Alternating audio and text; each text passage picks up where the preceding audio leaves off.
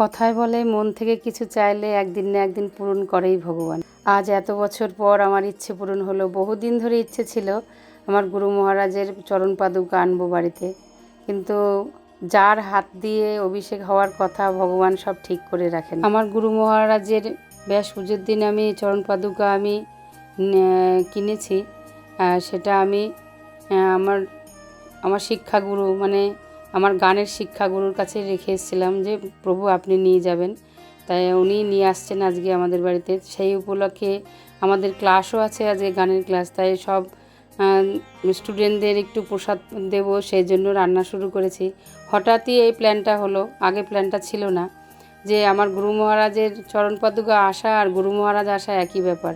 তাই আমার ইচ্ছা ছিল আর একটু বড় করে অনুষ্ঠান করা, কিন্তু আমি জানতামই না যে আজকে চরণ পাদুকার অভিষেক করাতে হয়। প্রভু ঠিক আধ ঘন্টা আগে আমাকে বলেছে, উনি যখন ট্রেনে উঠেছেন তখন বলেছে যে অভিষেক করাতে হবে, এই নিয়ে আসেন। আর সেই মুহূর্তে কি করে ব্যবস্থা করব, ঘরে যা ব্যবস্থা ছিল তাই করেছি। আজ আমার গুরুদেবের চরণ পাদুকা আসবে, সেই জন্য আজকে ভক্ত সেবার জন্যে টুকটাক রান্না করছি।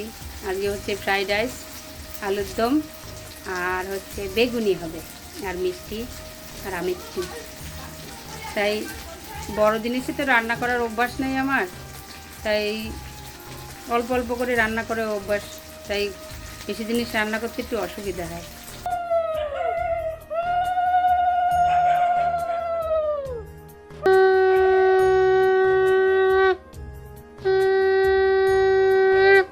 তাই আমাদের ক্লাসের দুজন স্টুডেন্ট ছিল, দুই মাতাজি, তাই তাদেরকে ডেকে নিয়ে আর আমার গুরু মহারাজের চরণ পাদুকা আরতি করে, ফুল দিয়ে আরতি করে, তাই ঘরে ফুল ছিটাতে ছিটাতে সব স্টুডেন্টরা ছিল, দুজন ছিল, তখনও সব উপস্থিত হয়নি।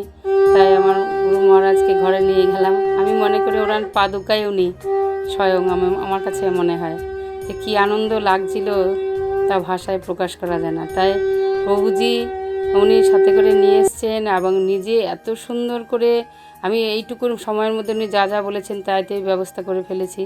আর সব কিছু আনতে পারিনি, ফুল টুল, আমি যদি জানতাম যে উনি অভিষেক করবেন তাহলে আগের থেকে অনেক কিছু ব্যবস্থা করতে পারতাম। উনি তো বলেনই নি আমাকে যে অভিষেক করাতে হয়, আমি জানি না, তাই ঘরে যা ছিল তাই দিয়েই করেছি। তো সবাই মিলে একটু একটু করে সবাই অভিষেক করলাম।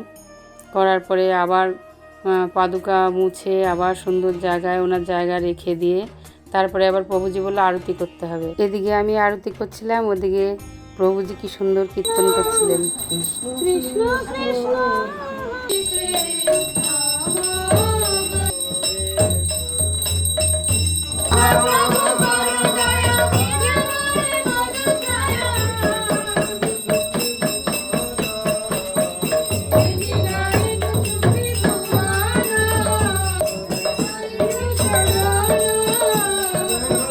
আরতি হওয়ার পরে সবাই একে একে গুরুদেবের চরণে ফুল দেওয়া হলো। ফুল দেওয়ার পরে সবাই গুরুদেবের সামনে বসে প্রভুজি ওনার এবং আমাদের সকলের গুরুদেবের যে নানান রকমের লীলার অভিজ্ঞতা সব উনি ছোট্ট করে একটা ক্লাস দিলেন। খুবই ভালো লাগছিল গুরুদেবের সাথে ওনার কি লীলা হয়েছিল, মানে উনি কি করেছে গুরুদেব ওনার সাথে, সেগুলো সব অভিজ্ঞতা আমাদের সঙ্গে শেয়ার করছিলেন।